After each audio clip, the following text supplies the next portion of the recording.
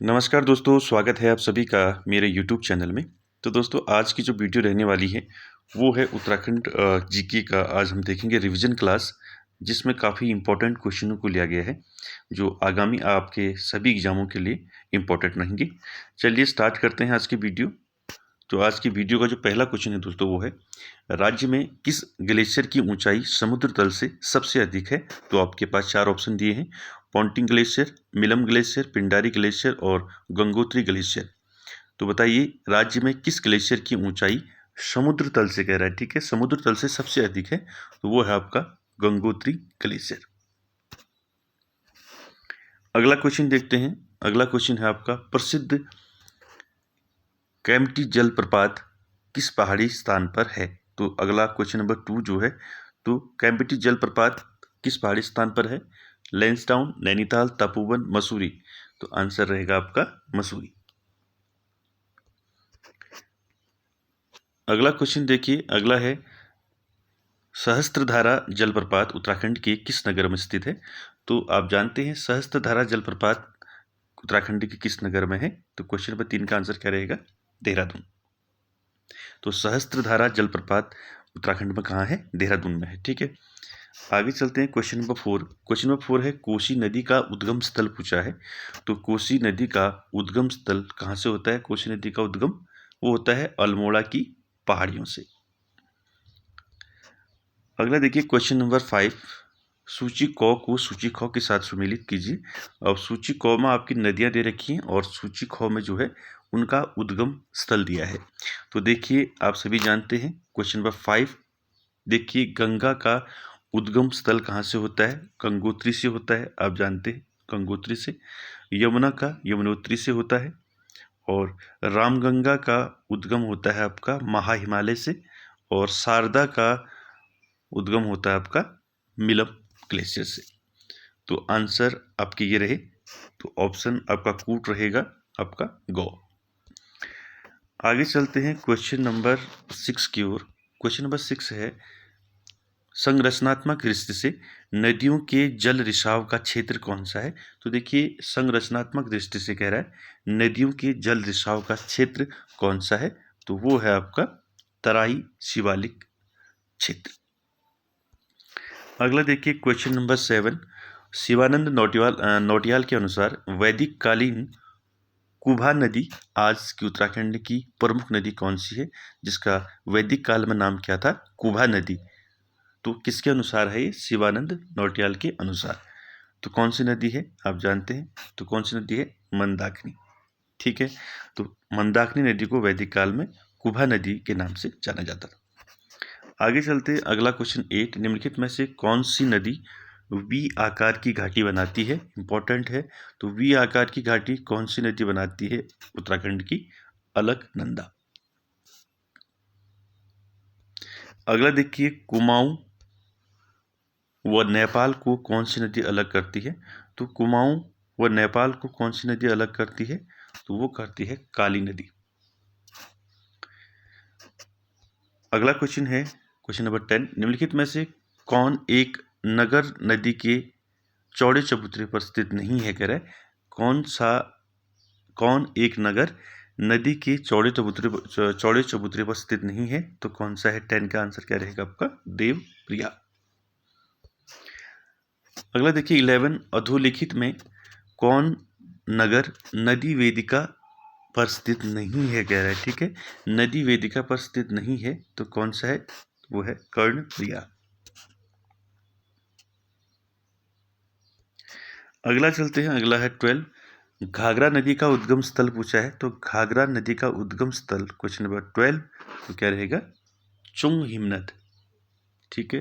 घाघरा नदी का उद्गम कहाँ से होता है? चुंग हिमनद से होता है। आगे चलते हैं, अलकनंदा नदी का उद्गम स्थल है। तो अलकनंदा नदी का उद्गम कहाँ से होता है? तो अलकनंदा नदी का उद्गम होता है सतोपंथ ग्लेशियर से, ठीक है। अगला चलते हैं, या सतोपंथ झील से। आगे चलते हैं, अगला क्वेश्चन, भारतीय इतिहास में अलकनंदा का दूसरा नाम क्या है? तो भारतीय इतिहास में अलकनंदा का दूसरा नाम क्या है ये बताना है। तो आंसर रहेगा आपका हिरण्यवती। इम्पोर्टेंट है काफ़ी परीक्षा की दृष्टि से। अलकनंदा का भारतीय इतिहास में नाम हिरण्यवती है। आगे बात करते हैं क्वेश्चन नंबर 15 की। अधोलिखित में कौन एक अलकनंदा नदी की सहायक नदी नहीं है कह रहा है। ठीक है, तो इन चारों में से अलकनंदा की कौन सी एक नदी है जो सहायक नदी नहीं है अलकनंदा की, वो बताना है। 15 का आंसर क्या रहेगा? शारदा नदी। बाकी पिंडर, धौलीगंगा और मंदाकिनी अलकनंदा की सहायक नदियां हैं। अगला देखिए, उत्तराखंड का सबसे ऊंचा बांध कौन सा है? तो 16 क्वेश्चन नंबर। तो उत्तराखंड का सबसे ऊंचा बांध आप जानते हैं, टिहरी डैम। ठीक है, आगे चलते हैं। किसाऊ बांध किस नदी पर स्थित है? इंपॉर्टेंट है, किसाऊ बांध किस नदी पर है? ट्रांस नदी पर।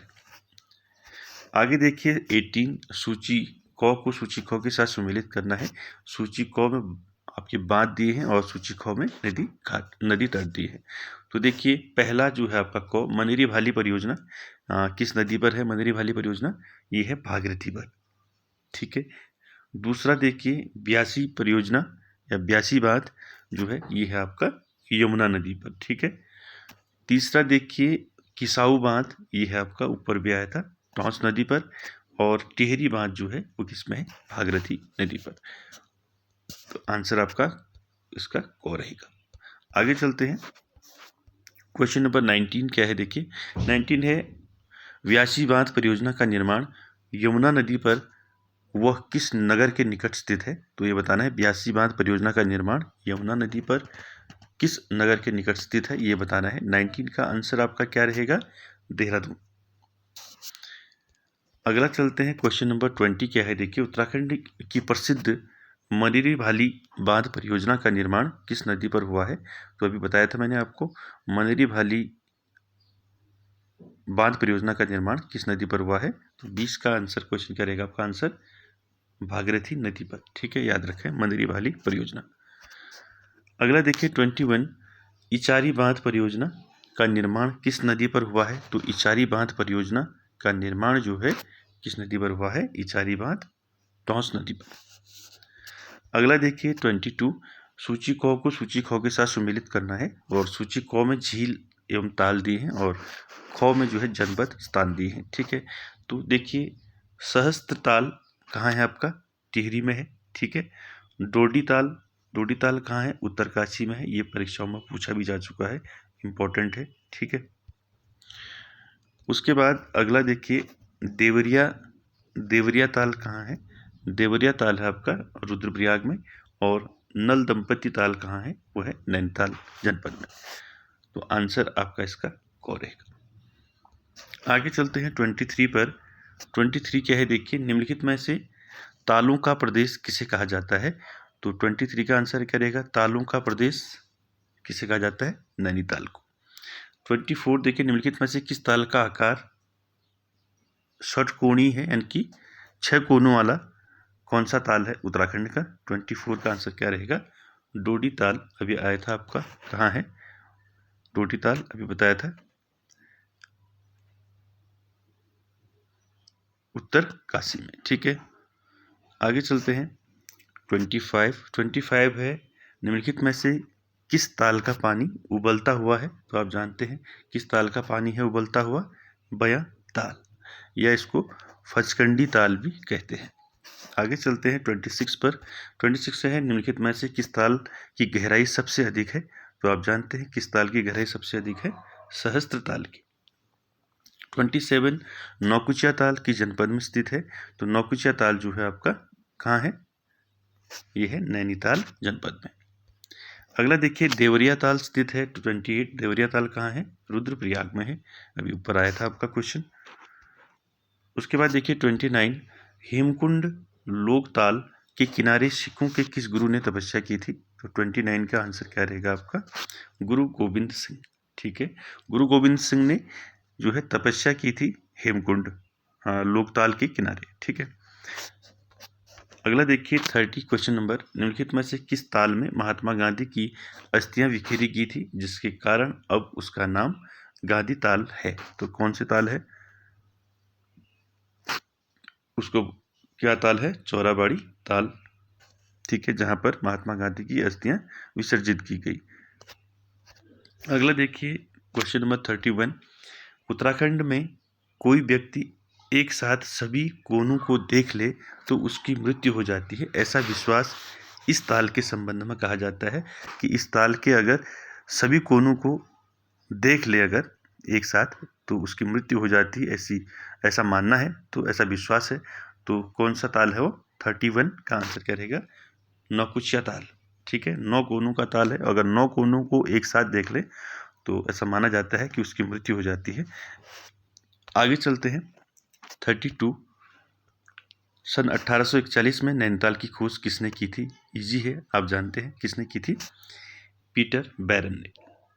अगला देखिए 33। सूची क को सूची ख के साथ सम्मिलित करना है। क में कुंड दे रखे, दूसरे में स्थान बताना है। ठीक है, तो देखिए अगला ये है आपका रूप कुंड। कहाँ है आपका? रूप कुंड है यमुनोत्री में। ठीक है, गौरी कुंड है आपका गौरी कुंड के समीप रुद्रप्रयाग में। ठीक है, और यहीं से गौरी कुंड से ही जो है केदारनाथ की जो यात्रा होती है, पैदल यात्रा, यहीं से शुरू होती है। ठीक है, और उसके बाद देखिए भाव कुंड कहाँ है आपका? जोशी मठ के पास में है। और तप्त कुंड कहाँ है? ये है बद्रीनाथ में। ठीक है, तो गौ वाला आपका आंसर राइट रहेगा। 34 देखिए उत्तराखंड का किस शहर का पुराना नाम त्रिऋषि सरोवर था? ठीक है, उत्तराखंड का किस शहर का नाम त्रिऋषि सरोवर है? तो 34 का आंसर क्या रहेगा? नैनीताल। अगला देखिए किस नगर का पौराणिक नाम मायापुरी मिलता है? तो किसका है मायापुरी नाम? आप जानते हैं हरिद्वार को बोलते हैं। ठीक है, अगला देखिए 36।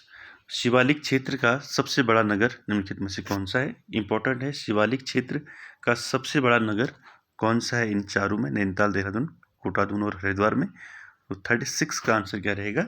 शिवालिक क्षेत्र का सबसे बड़ा नगर है देहरादून। अगला देखिए 37। उत्तराखंड का कौन सा नगर प्रथम श्रेणी के नगरों के अंतर्गत आता है? तो कौन सा आता है?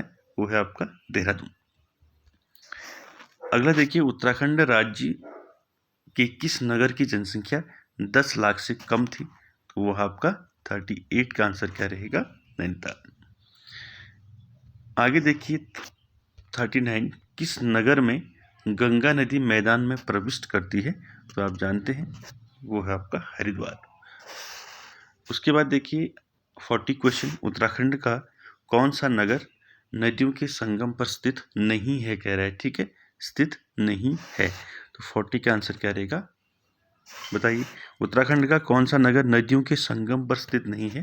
तो नदियों के संगम पर स्थित हरिद्वार नहीं है। ठीक है, तो दोस्तों ये थे आज के 40 क्वेश्चन उत्तराखंड से, जो काफ़ी इंपॉर्टेंट रहेंगे आप सभी के लिए, आगामी जो भी परीक्षाएं होने वाली हैं उन सभी के लिए।